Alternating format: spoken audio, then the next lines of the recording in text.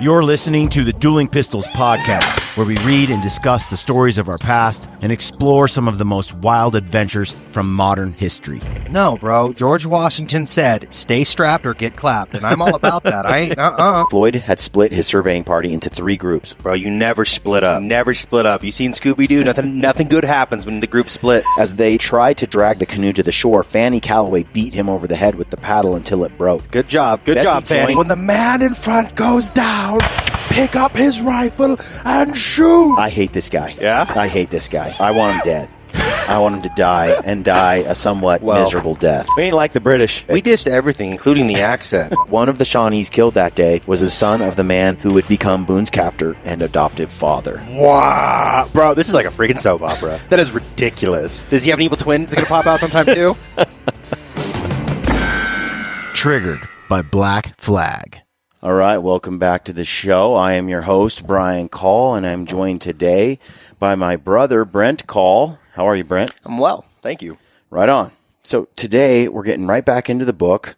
We're getting pretty deep into the book, Boone, a biography by Robert Morgan, and we are now at the point where Daniel Boone and his party of intrepid explorers moving through the Appalachian Mountains through that little gap called the Cumberland Gap, which yesterday we read was like a slot of a gun sight. But as you looked it up, it was hard to find that slot, like a gun sight through the mountains. It's more like a maze, I guess. That's what it looks like to me. But anyway, the point is that they are making their way. And to catch people up, I'm going to do a quick little summary and borrow a little background info from the intranet. So here we have a little, I'm just going to lay a quick summary to catch us all up, keep all our ducks in a row so we can keep following the story. So we got this gentleman. We're going to kind of follow his story. Will be like a scaffolding for what we're going to cover today and so on. So you got John Finley. Okay, he's one of the explorers, let's say, traveling with Boone to find a way through the Cumberland Gap, which basically right now you have all these settlements of settlers and the British Empire move their way in, the French and all this kind of stuff. Pretty much all of this stuff is happening east of the Appalachian Mountain Range or south down into Florida. Okay. And that's where primarily the European civilizations are right now, the settlers, the colonialists, right? And on the west side of the Appalachian Mountains, you got Kentucky and the rest of the United States, which is largely untouched at this point in time. So John Finley is a friend of Daniel Boone. He was born in Northern Ireland, and Finley immigrated with his family to Pennsylvania in his early 20s. And then in 1744, he was granted a license to trade with Indians on the upper Ohio River. And in the following years, he ranged throughout present-day eastern Kentucky and southern Ohio. Okay. So he's, again, hanging out all east of, at first in Pennsylvania area in Ohio. It says in 1752, so probably, what is that? Not quite 10 years.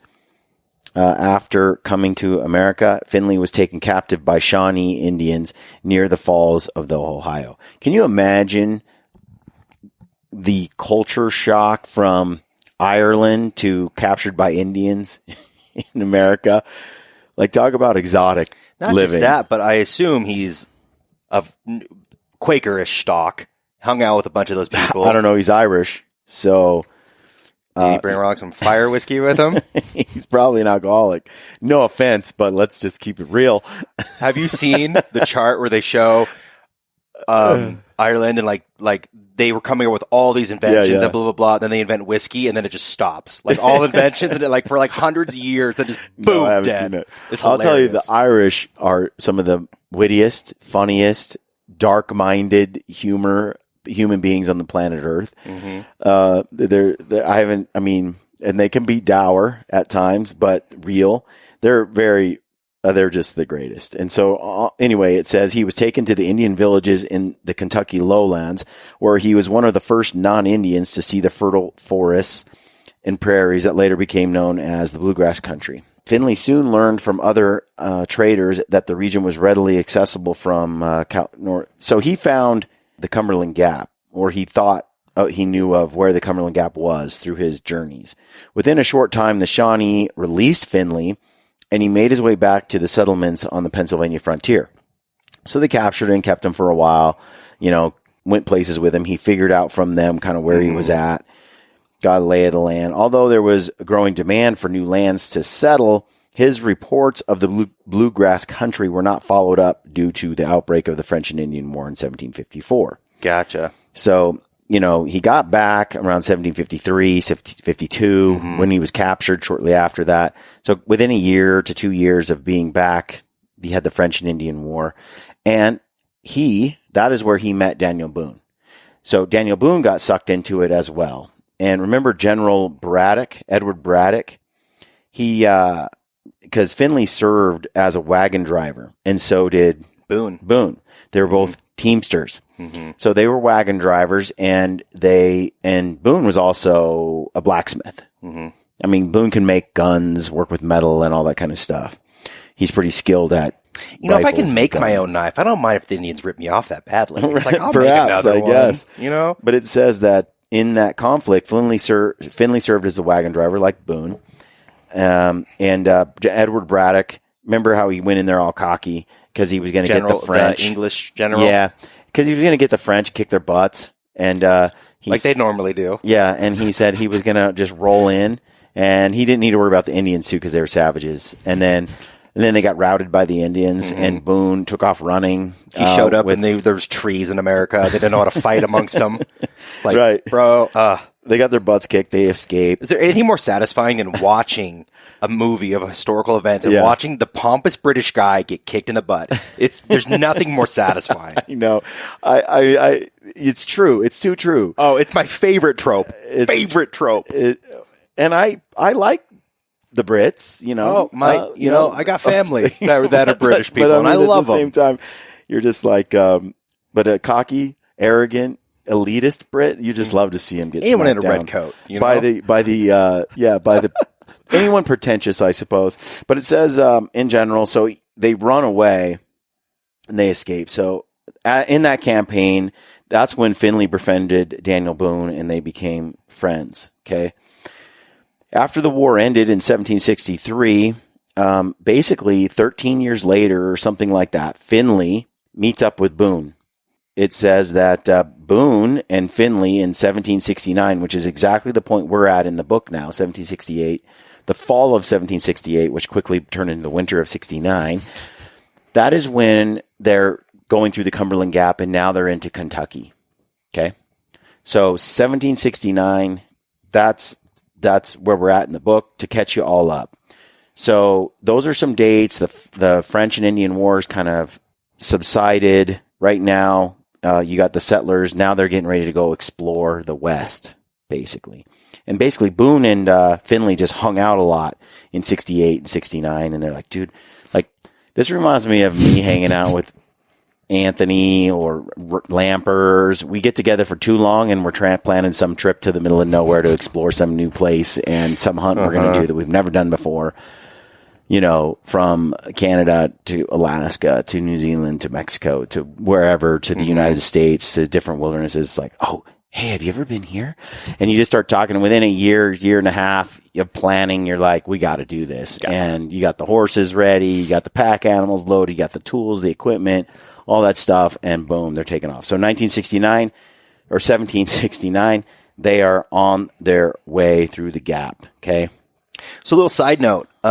I was wondering, like, estimated numbers, if they had any out there, about how many pioneers at this point, pilgrims, I don't want you to call them, were kidnapped at this point. Or, I just want a rough estimate. And Google's a scary place, Brian. It was just a list of atrocities.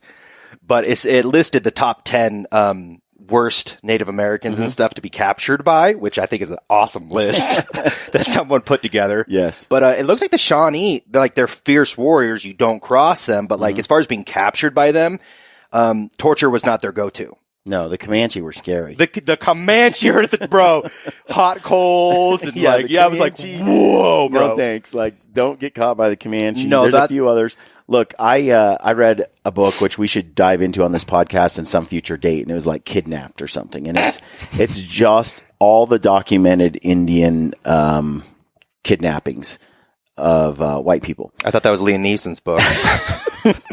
No, it's taken. My bad. But the book is what's fascinating, all these things are so nuanced. They do kidnap the settlers, and then they brutally murder some, torture some, and so forth, and others they don't. Mm-hmm. And the ones that they don't, for whatever reason, like they had to show some savagery or toughness or character, and then often the Indians didn't kill them, or they're just as lucky circumstances combined with that. And what ends up happening often is those people, once they go, how the term, they go native. Gone native. Bro. It's like some 9 out of 10 who adopted the Native American lifestyle never wanted to go back to civilization. You remember Brother Eschweiler? Mm-hmm. So he has aunts and uncles, like 6 of them were kidnapped, gone for 8 years. The 2 of them were like under 5 years old. Mm-hmm. Anyone that was prepubescent, like half of them decided to stay after 8 years. Kidnapped by Indians. I couldn't tell you what tribe it was, but he has aunts and uncles that he never ended up meeting because they were kidnapped by Indians. Yeah. That's not that far away, bro. I know that guy. I know. No, it's really interesting to read about it and to see, but that's a tangent. Well, they're also Filipino, by the way, so they kind of blend in better. So, but what we have here is a situation where we are now at the point where they have gone through Warrior's Trace, which we talked about yesterday. It's like a Warrior's Trail of the Cherokee Indians. And they followed that trail, and they went through the Cumberland Gap, and they crossed the Cumberland River, and they have arrived in the rich country that Finley had been in 18 years before when he got captured by the Shawnee. Okay. That catches us all up. Remember, we were talking about Mount Pisgah, and he's in the comparison of Boone standing on Pilot Knob, comparing that to Moses standing at the tip of Mount Pisgah, looking out over the land of Canaan. I ended up looking up what Pisgah means, and it's Hebrew, and it literally means top of the mountain or summit. I love they call it Mount Summit.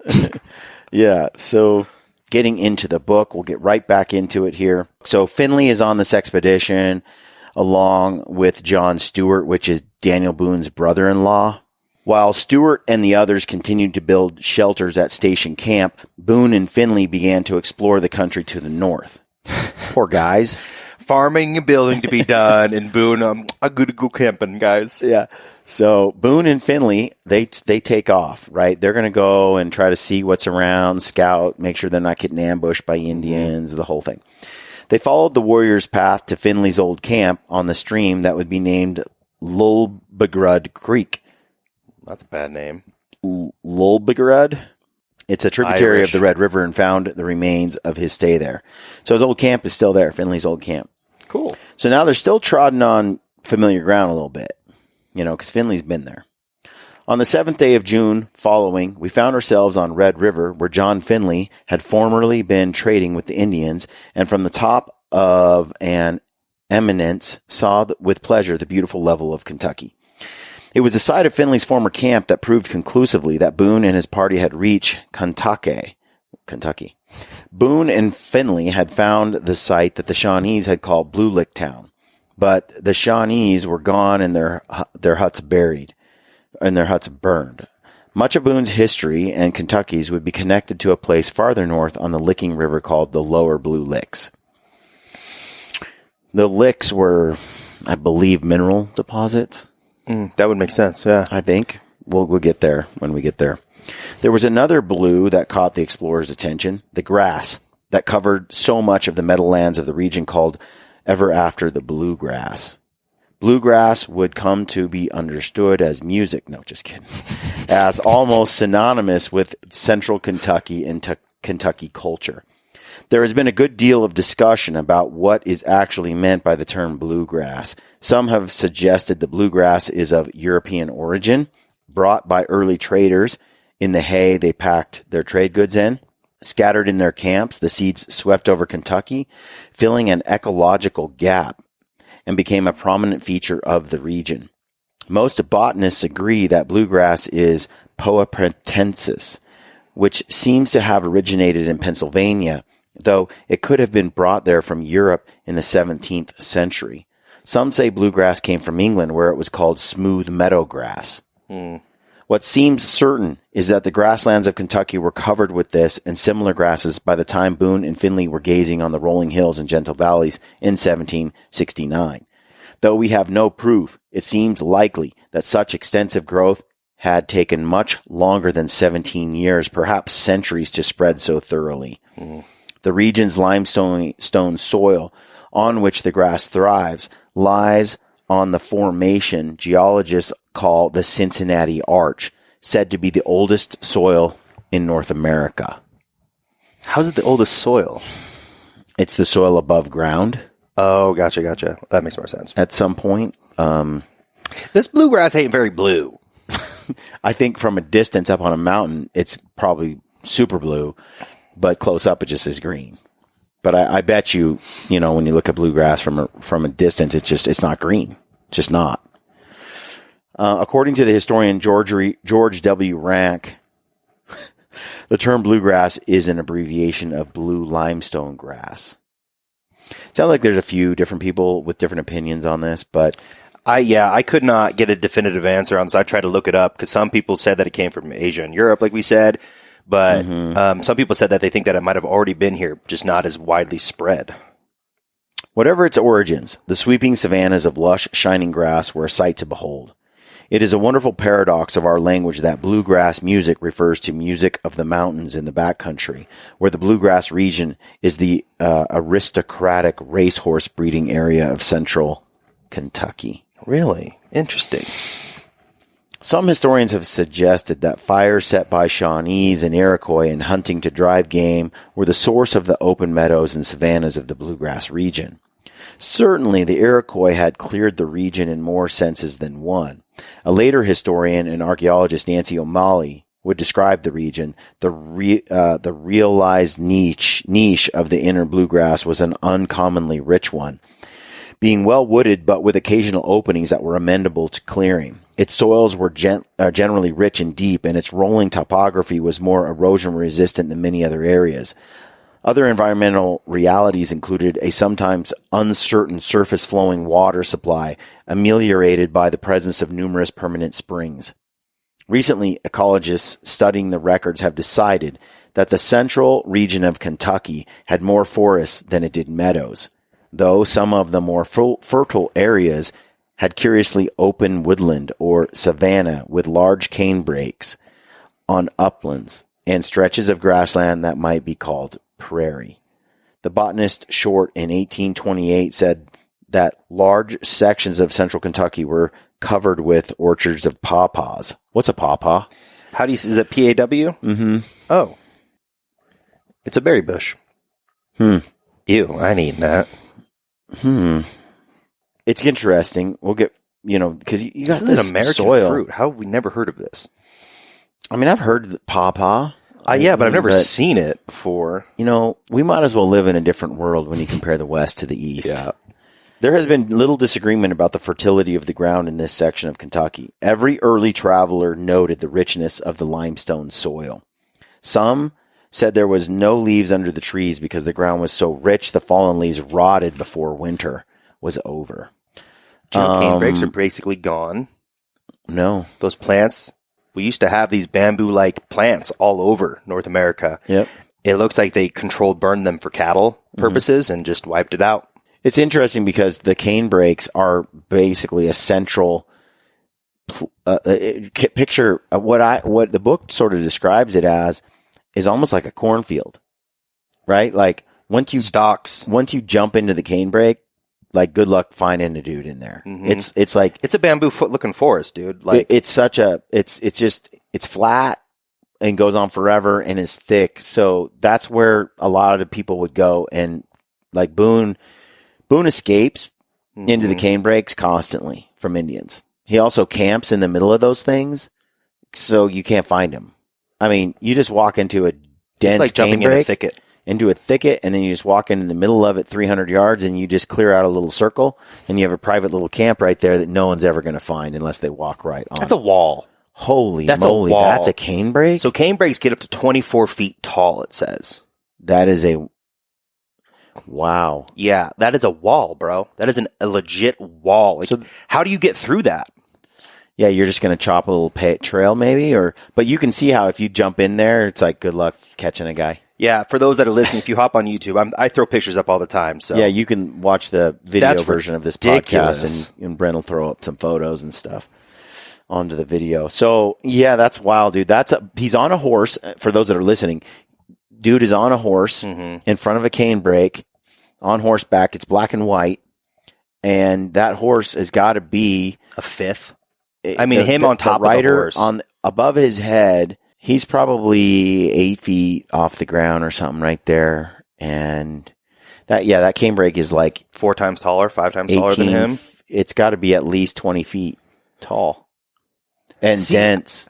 Try running through that. How do you not Yeah. You know what that makes me think of? American Ninja Warrior. That's not, they don't have that anymore? They do. They're just not as widespread. I had a map and it was basically like, anywhere you would think is like the northern southish area in Kentucky, like all those major states all around it and stuff. It used to be all over there. Now it's just in pockets because it used to take over huge fields. Yeah. They wanted them for the cattle. Doesn't surprise me we got rid of it because it's not very useful outside of. You got to wonder what the ecology was there, though. You know, there had to be animals for millions of years adapted to living in those things. Live in that and for it to be a thing. Think how many birds. When you get rid of that completely, it's like things adapted for that type of ecology. How did they fare? Anyway, yeah. So there you go. That's what a cane brake is. It says in the book, they kind of thought that the soil in Kentucky, some people said, was too rich for growing anything but hemp, flax, and corn. Why? Too rich? You mean like hot? Oh, too much nutrition. You know, too intense. So only certain plants. We need lampers on here, you know, and some gardener. I can't speak to it, but corn is a monster of a plant. It's limestone based soil, rich and dark. Anyway, back to the book. In June. So they left in the fall. So you're getting into the summer. Boone and his companions began an idyll in the wilderness. IDYLL? Idyll? What does that mean exactly? Idyll. Just like a hangout? It says game was so plentiful that the buffalo and elk, deer, and turkeys practically just found themselves in front of a rifle sight. Idyll is an extremely happy, peaceful, or picturesque episode of a scene. Typically an idealized or an unsustainable one. Yeah, I thought it was they began an idyllic, you know. But it's picturesque. It's something idyll, they know it's not going to be around forever. They began an idyll in the wilderness. An idyll, it's interesting. Never heard that. I've never heard it used like that. That root of the word used that way. Game was so plentiful that the buffalo, elk, deer, and turkeys just found themselves in front of rifle sights. They didn't have to hunt them. Boone and Stewart and Finley hunted while the others stayed in camp and prepared the hides.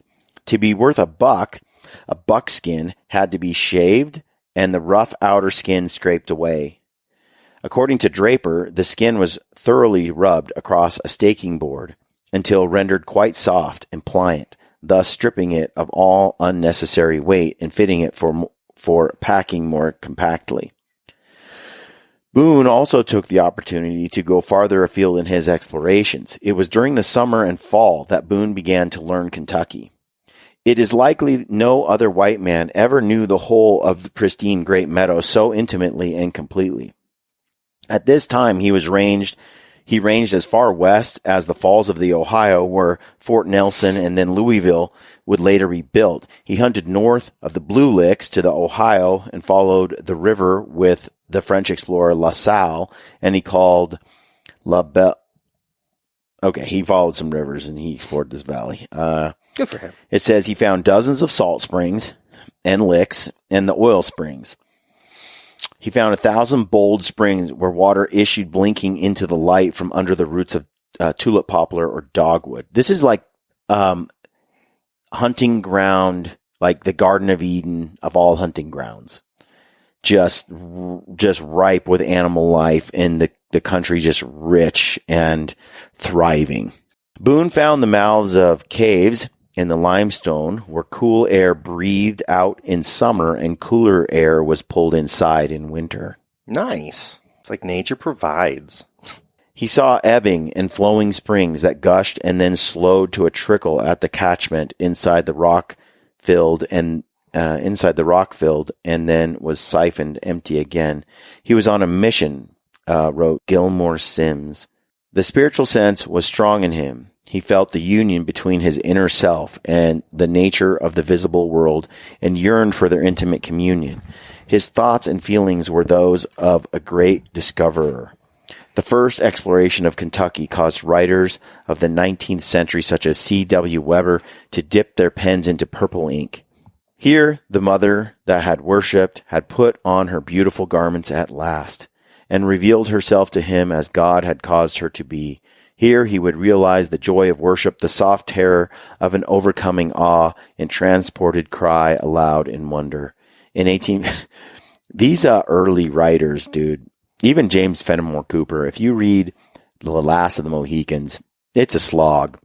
Really? It's so flowery and Victorian and stuff that just say he had a gun and he went out, you know? But it's pretty much all the flowery ways you could say the same thing with a lot more words. I'm not going to read the Victorian age writing here, but it says, even in the Victorian age, the gender and sexual overtones of Boone's passion for Kentucky were implicitly understood. A lot of the writing has that sort of undertone, I guess. As far as we know, Boone did not have a compass with him. He depended on the sun by day and the stars at night to keep his orientation. And, of course, he could look at moss on the north side of trees, except in deep woods and hollows where moss grew on all sides of the trunks. Navigation in the wilderness, especially when exploring, is less a matter of quadrant directions than of following land features such as mountain ranges and river system. Yeah, we talked about that. You know, when you're in the forests of the Oregon coast, it's a lot different sort of navigation techniques than when you're in the mountains of Colorado at 10,000 feet or 12,000 feet. Knowing where the watershed of the Rockcastle River ended and that of the Kentucky River began was more important than knowing true north or the degree of latitude. In a deep forest where it was hard to even see the sky, it would be difficult to know which direction to pursue to reach a gap or river gorge. There, the best method of finding your way was to choose the tallest tree in sight and climb it. A hunter, careful not to leave his rifle on the ground, laid it on limbs out of reach of the ground. Once in the top, he could part the limbs and look far out over the tops of the other trees to a river sparkling in the distance or a peak he recognized rearing to the left. So they'd take their guns into the trees to climb, and then they'd leave the rifle about halfway up the tree or up in the tree where some Indian couldn't come along, pick it up, and shoot you with it. Yeah, that's a good idea.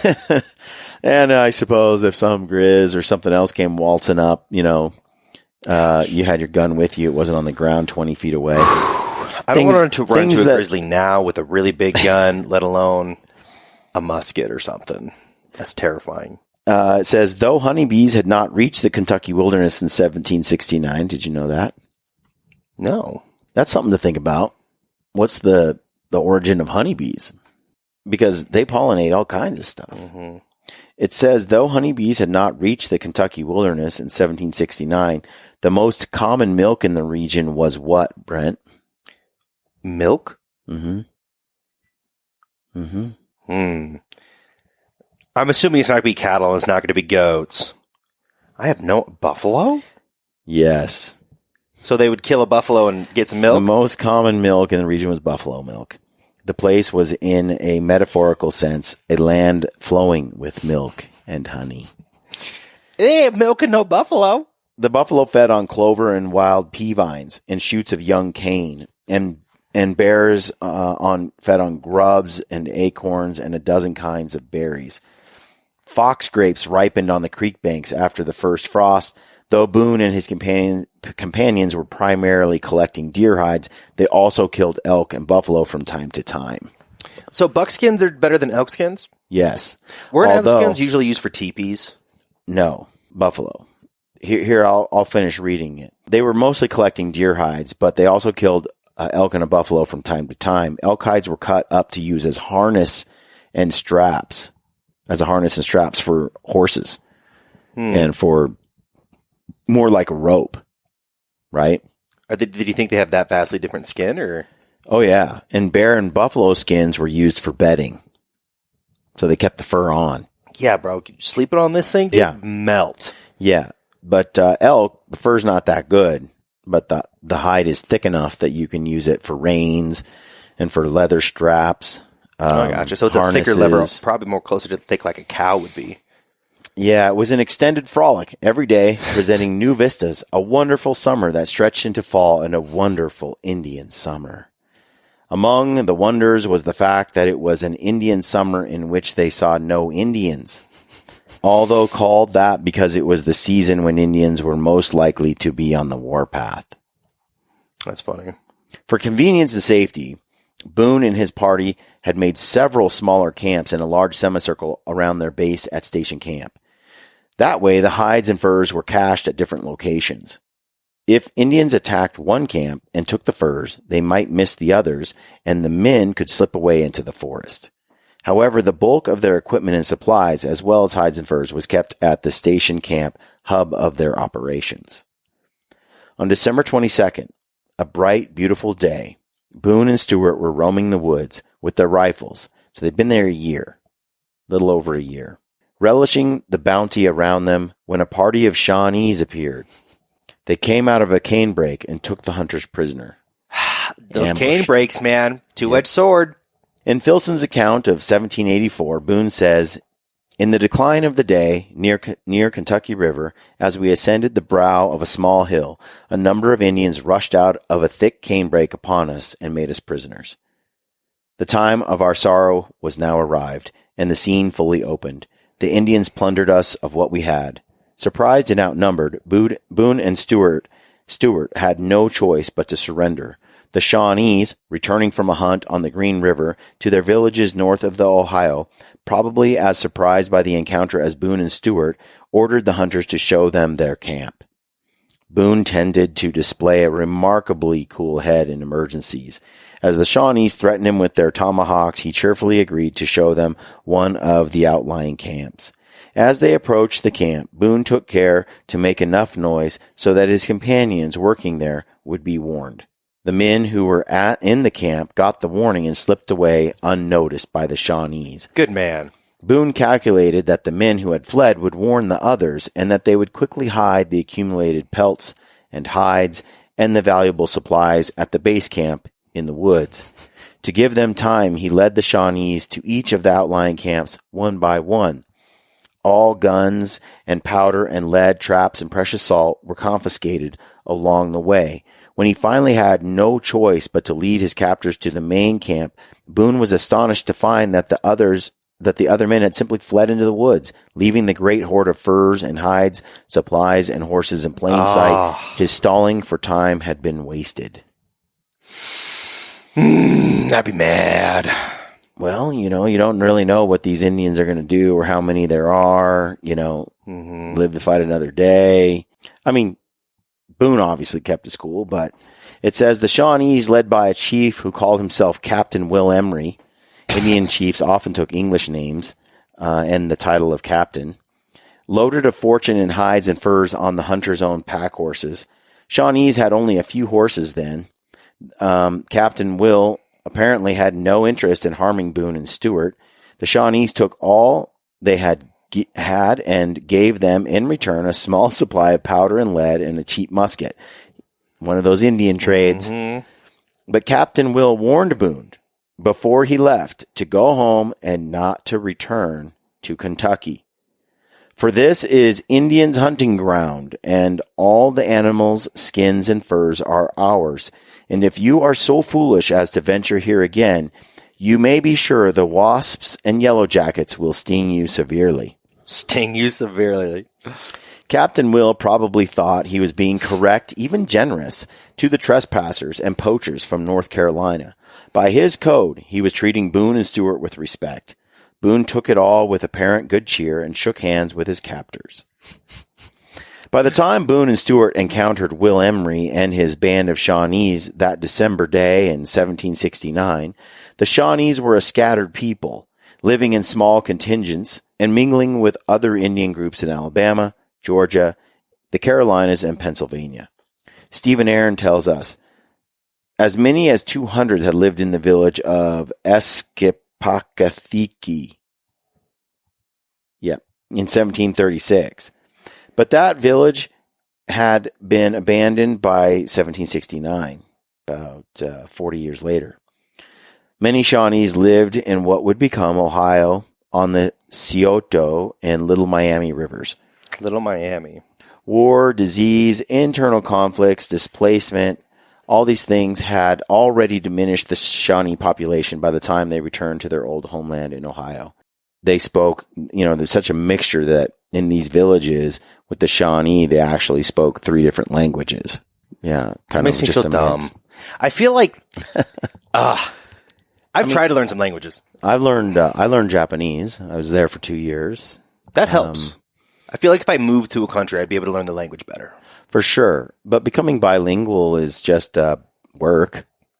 You got to practice it, study it, use it, live in it.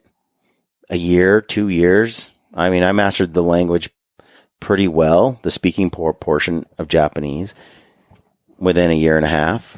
The last 6 months of that period was, I would dream in that language, think in that language, was pretty submersed in it. I rarely spoke English. When I came home, the grammar in a lot of languages is very different from the grammar in the English language. So depending on what you're speaking, in Japan, you say, store to I go. And in America, you say, I'm going to the store, right? It's totally backwards.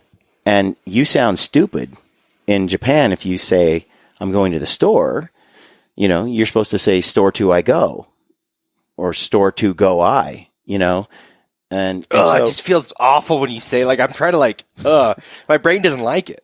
It's different, but once you, everyone speaks in that way. That's how the grammar is set up.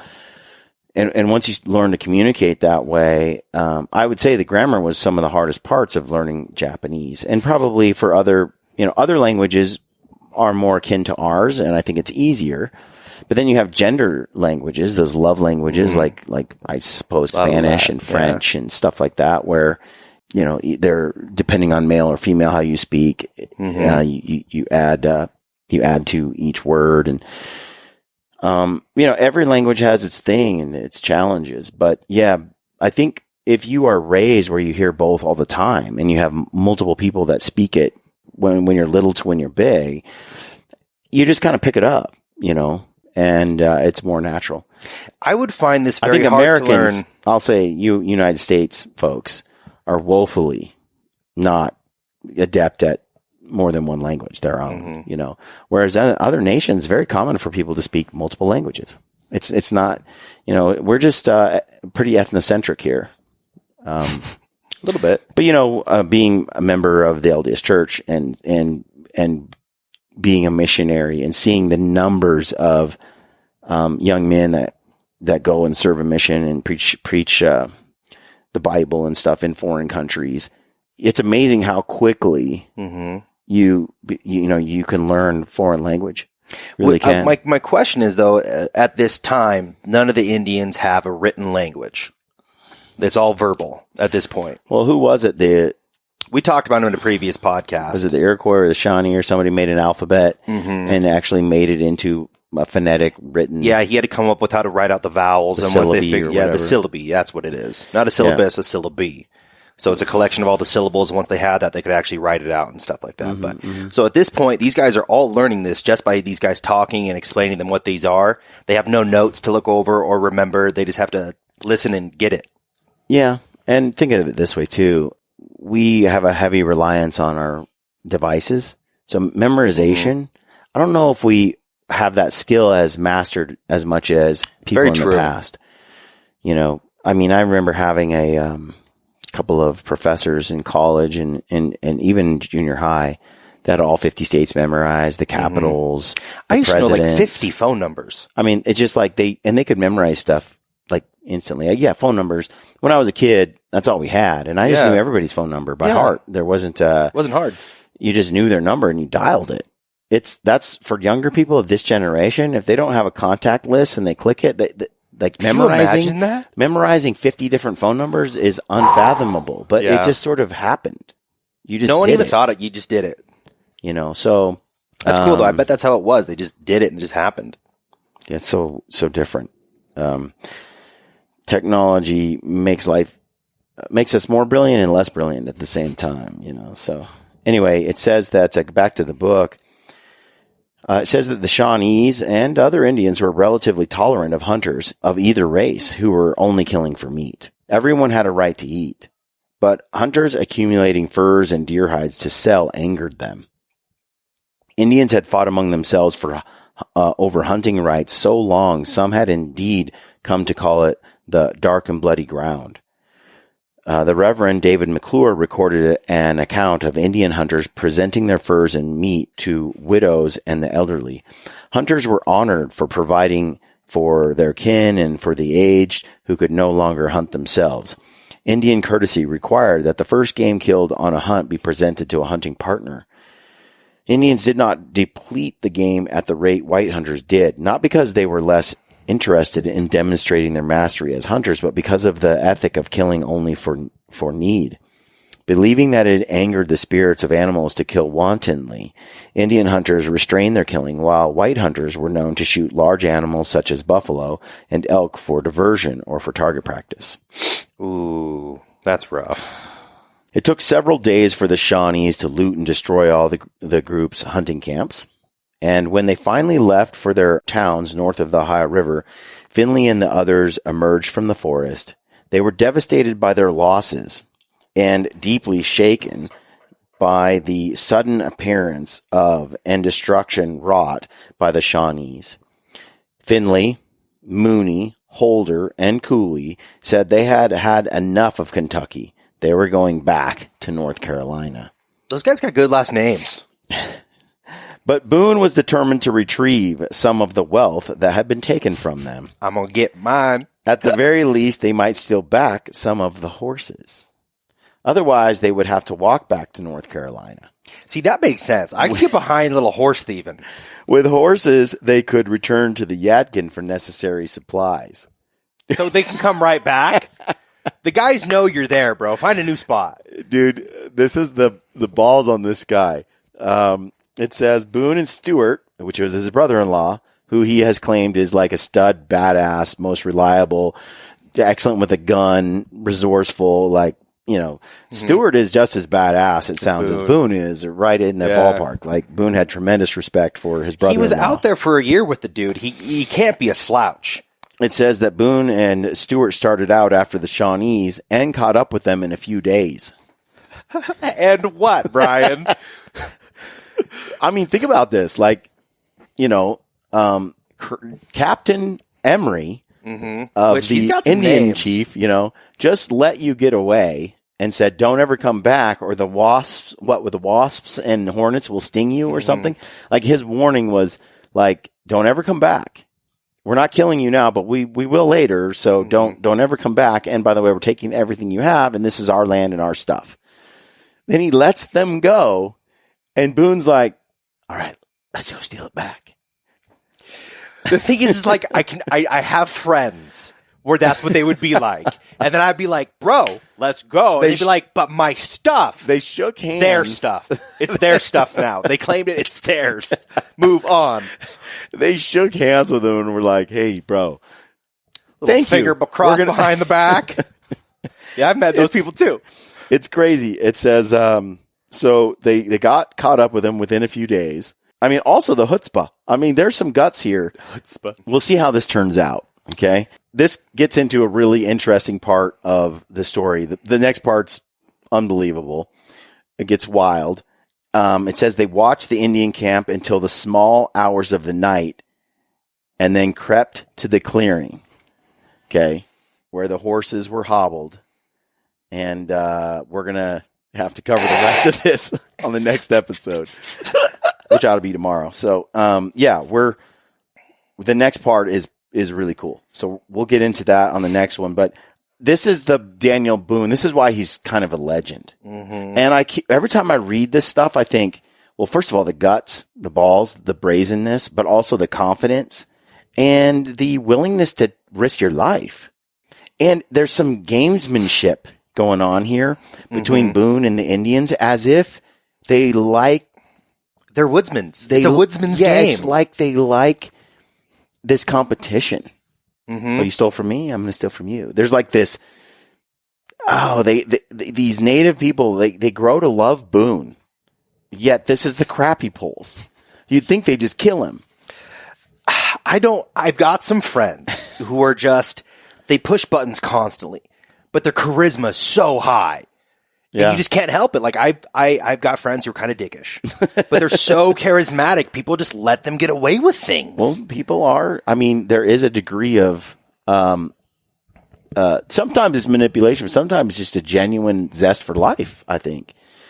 And people are drawn to that. So anyway, we'll get into the next part. I hope you guys are enjoying the series here. If you haven't bought the book, consider buying it to support the author, Robert Morgan. The book is called Boone, a Biography.